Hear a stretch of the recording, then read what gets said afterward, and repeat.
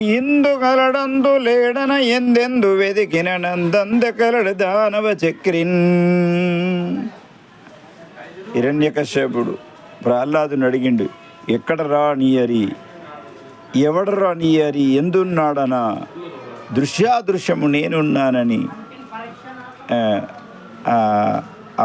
ప్రహ్లాదుడు ఆ విధంగా చెప్పిండు.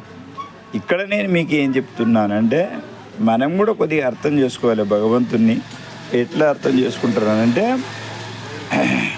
ఇప్పుడు మనము పాలగిన్నె మనం ముంగట పెట్టుకొని చూడుండ్రి, పాలగిన్నె మనం ముంగట పెట్టుకొని చూసినట్టయితే దాంట్లో ఏమున్నాయని అడిగితే మీరేం చెప్తారు? పాలు ఉన్నాయి అంటారు.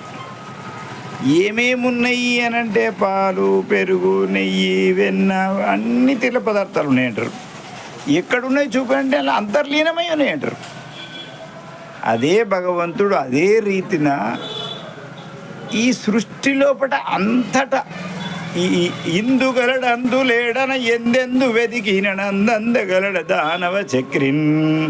అంతటా భగవంతుని చూసే దృష్టి అది మనకు కావాలి. భగవంతుని ఆ విధంగా చూసి ఆరాధన చేయండి, మనకు జీవితంలో జయమవుతుంది. హరి ఓం తత్సత్.